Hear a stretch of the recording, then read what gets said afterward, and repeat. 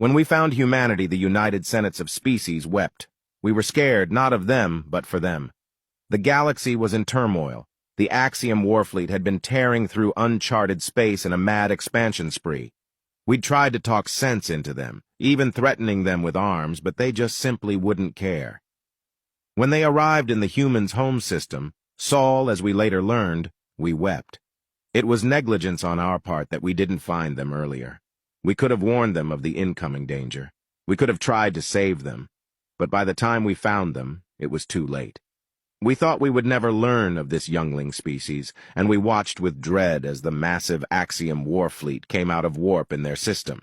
Surely, like all other young pre-ascension races, they would meet the invaders with arms and fight to the last of them, only to be conquered by the Axiom. Or so we thought. Something unexpected happened. When the Axiom landed their ships in order to assert dominance, both us and them had expected the Axiom ground troops to be met with stiff resistance and whatever primitive weapons the natives had. But instead they were met with cheers, friendly smiles, parades, and many exotic foods and beverages. Apparently it was extremely difficult to conquer someone when they were too busy throwing a celebration in your name, much less shooting a friendly face offering you many gifts.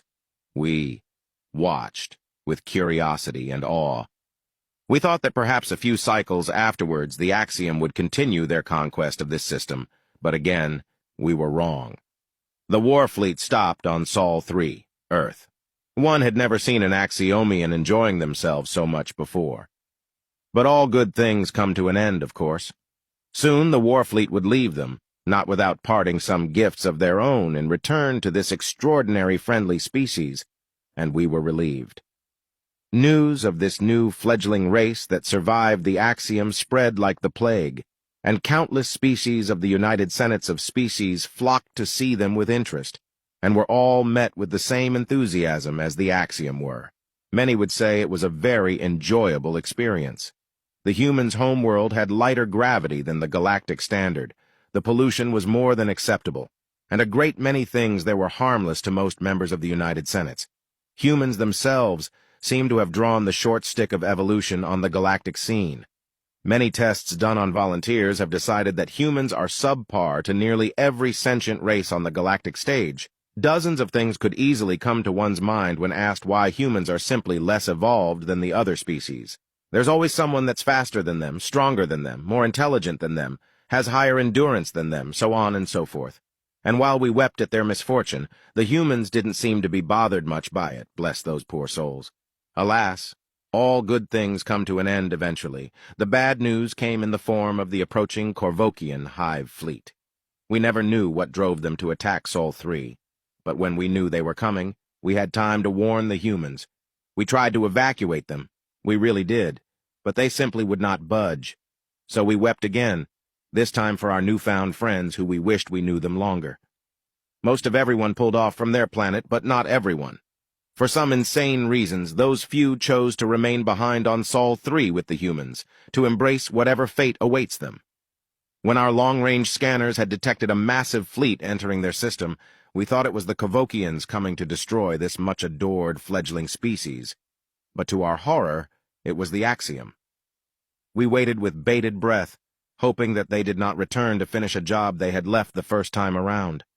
Minutes passed, then hours.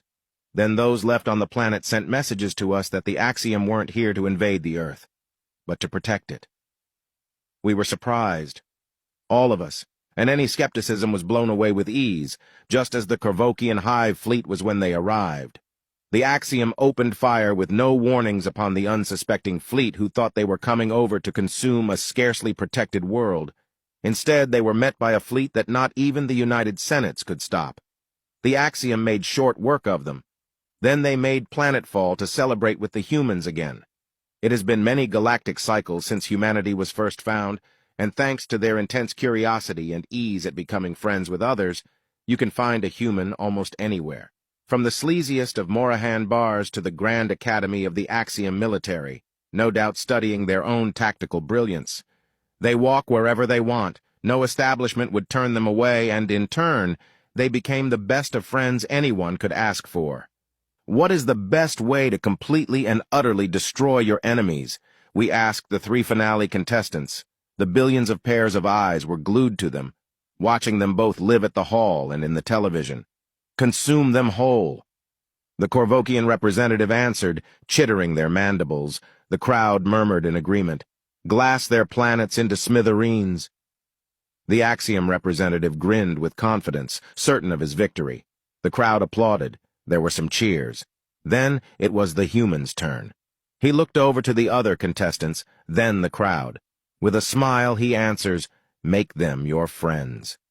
And the crowd lost their minds. Many got out of their seats to applaud louder than the ones around them. Some are in tears.